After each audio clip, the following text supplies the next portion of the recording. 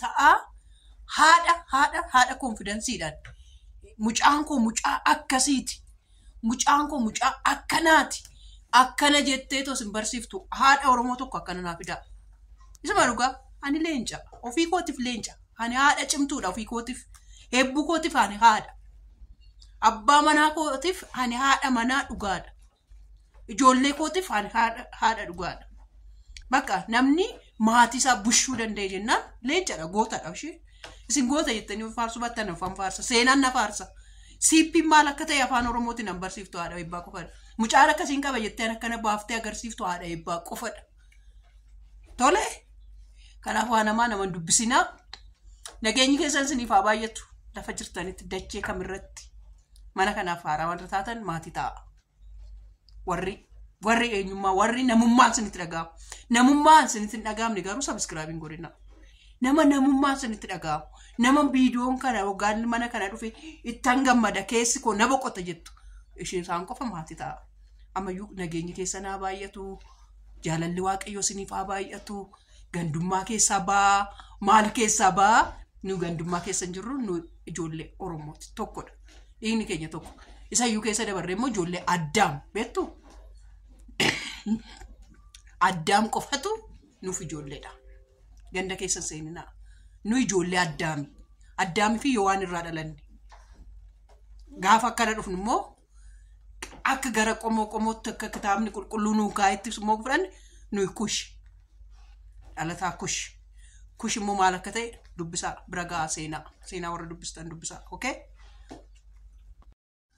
akkam jirtu fayyaa keessanii nagaa keessanii nageenyi faraarri waaqayyo lafuma jirtanitti isiniif haa baay'atu ani nagaa kootii inni nagaa guutummoo nuuf kenne isaaf haa galatu warri mana kanaaf haaraa taatan maatii nuuf ta'a nu jajjabeessaa nu guddisaa siniin jechaa jechuudha siniin jechaa warra barumsa barachuu barbaadaniif sin barsiifna warroota arraba bartaniifis waaqayyo siniif haa dhiisu achumatti arraba keessan waan lapheen keessi yaade waan keessi nama ofiisaati yaaduudhaan namaan jedhu namni tokko gaafa nama arrabsu wayin gaaf tokko waa tokko barreessu waan keessa isaa guutee waan keessa isaa jiru dubbata jechuudha maaliif seetan ati eebbaa eessallee akka taate namallee akkam taate biyya eessallee akka ishiin taate Asako amma fakkeenya fanoon dubbadhe malee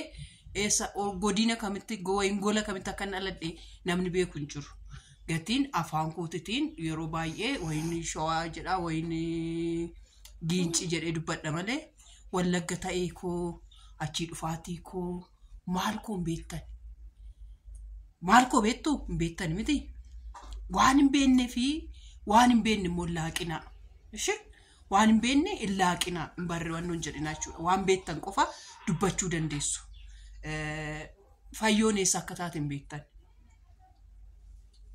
aneessa akka ta'e hin beektan kanaaf waan hin beekne tokko calliftanii too laaqxanii too hin barreessina maaliif waan xiqqoo ammoo yoo jala ani barreessuun isaanii anaaf dantaa koo miti jechuun anatti dhagaamee wayin immoo natti wanno jedhee miti jechuudha garuu jecha tokko keessaa na ajaa'ibsu koomandii tokko na ajaa'ibsite ati sanyii maali isheetti ati akkasanitti akka gandaatti of lakkooftaa jechuudha abbicha jechuudha akka gandaatti of lakkoofta waan ta'eef nu immoo akka sabaatti of lakkoofna akka sabaatti waan of lakkoofnuuf akka sabaattis dubbannaa akka sabaattis enna malee anaaf fayyoodhaaf jecha wallaggi shawaan walitti hin bu'u kana baruu qabda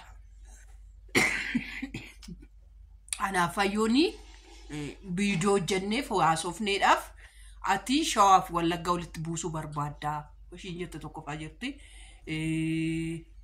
maal ishiin jetteerti ati garuu nuyi konfidensiidhaan akkana baaneeti waan qeequ barbaannu akkana baanee qeeqna ati garuu waan keessa kee keessatti yaadu waan keessa kee keessatti sammuun kee ishiin xiqqashuun kun yaaddu muncur goota nuyi garuu fuuldura lakkasitti viidiyoodhaan ani abaluudha ofiin jenneet ani bakka akkasitti an dhaladhe ofiin jenneet laphee keenya dhiibati sinitti dubbanna jechuudha siishii nama koomantii takka barreessite miti wayyaanee wayin immoo waggaa 27 biyya bushee yaadik warra Sudaan warra isaaniif hin jilbeeffanne na jaroota san gedhashii dachee sanitu nu dhashee nu guddise. Tole si warra komantii shi komantii barreessitu miti warra akkasiitu nu dhasheetu nu guddise. Dachee akkasii irratti guddannee dachee akkasii irratti baane odoon goda san keessatti dhalachuu baadhee goda san keessatti dhalachuu baadhee ani eebbuun koo ishii kanadha jedhee akkana baheen dubbaddu. Mucaan koo mucaa akkanaati jedhee akkana bahee hin dubbaddu. Akkuma hormaattan akkuma Oromoon Oromii gola isaatti dhokseetoo taa'uun gola kootti dhokseetoo taa'a. Kana baruu qabda. Ani garuu haadha leencatii mucaan koo boru waan ishiin seenaa addaa hojjetti kennaa kootii bareedduu kootii anaaf mucaan koo kennaa dheedheen fuulduratti bahee yoon barbaade boo'ee yoon barbaade sirbee yoon barbaade maraadhee tokkommoo ati maraatu dheette miti ana siif hin kennin sanyii kee keessatti hin kennin dhuguma maraatudha. Maraadheef mucaa kootiif maraadhe. Waan jechoota sin achi keessatti jejjettan yoon ta'ellee ala kootifan ta'e ishii ala kootifan ta'e malee eenyuuf hin taane. Wayin barbaadee akka ormi barbaadee akkana bahee wanta san ta'uu barbaade ni miti. Mucaa kooti maraachuu miti qullaa koo yoo dhaabadhee deemuu hin danda'a. Boru qullaa koo dhaabadhee akka ati na ilaalte daayiparii ittiin bituu fi danda'u ta'uu hin danda'a.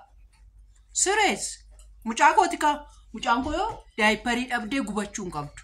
Daayiparii dhabdee boo'uu hin qabdu. Waan nyaattu dhabdee boo'uu hin qabdu. Maraatuu ta'ee dhufuu hin danda'a. Sirrii keetti maraatuu ishiin jette sun. Maaliif dhala ofiitiif haati numa maraatti. Dhala ofiitiif haati hin maraatti jechuudha. Kanaaf akkam barbaadetti maraadhee dhufee hojjechuu nan danda'a jechuudha. Kanaaf waan barreessitu of eeggachaa barreessi jechuudha. Waan jettu jechuudha. Maraatuu jedhan eeyyeen ani maraatuudha. Garuu ishii gandittii san qofatu na gubeana. Ganditti hin qabu kaa keessa hin qabu. Bakka nani dhufe hin beektu. Dhaloota koo hin beektu. Sanyii koo hin beektu. Qomoo koo hin beektu. Bakka natti dhaladhe hin beektu garuu yoo jettes immoo yoo dhuma immoo shawaadha nu jetteetoo dhuftee bakka natti dhaladhe warra waggaa 27 jilbeeffan warra garallee gaafallee yaadik Finfinnee wareeruudhaaf dhufe wayin bakka eessatti jalaa wattaaddarri isaan dhumne seenaan an beeku. Wattaaddarri isaallee lafatti jalaa akka qeexamaa akkasitti tarafaarrafee galedha shi dachee sanitti dhaladhee guddadhe. Dachee akka normii tokko ndoon baatee ani Hacaaluudhaaf qaaliidha ani akka Hacaaluu qaaliidha dhugaa jettu biyya ormaa keessa udduu faranjii jala dhokattee udduu faranjii jala teessee ani Oromoodhaaf akka Hacaaluu qaaliidhaan jettu tokko na kofalchiifti dhugaa na kofalchiifti. Hacaaluun ikkoo biyya isaa keessatti ofii uummata isaatiif faana xiyyitii fuuldura dhaabbatee jechuudha laa. Ani jedhe uummata kootiif qaaliidha waggaa jedhu akkasitti waan itti dhufu waan ta'u beekaati ani uummata kootiif qaaliidha warra jedhedha. Anis immoo yoo barbaachisaa ta'e mucaa kootiif qaaliidha. Karaa mucaa kootii na beetta bar karaa biraa nan beettu. Mucaa kootiif akkana bahi bar. Mucaa koo ishii bareedduu kana ishii qulaalii kan ishiidhaaf jechan akkana bahi karaa kana na beetta bar. Hundumtuu seenaa mataa isaa qabante wayin nama narrabsa jedhee mitaaniin miidiyaa kanarratti dhufe. Wayin eenyuun qeeqadhee miti. Yoo narrabses immoo obboleettii koo hin arrabsine iyyuu malee ani immoo maraatne iyyuu isaan iyyuu tachaane waan walirraa barannu waan walirraa qoosnudha waan ta'eef jechuudha. Fayyoonis haadhoo koo jiraanis haadhoo koo sabboonis haadhoo koo sabboon immoo haadhoo koo keessayyuu ishii haadhoo. Waan ishiin naa taate beektuusin waan ishiin naa godhaa turte beektuusin waan ishiin afaana ta'aa jirtu beektuusin.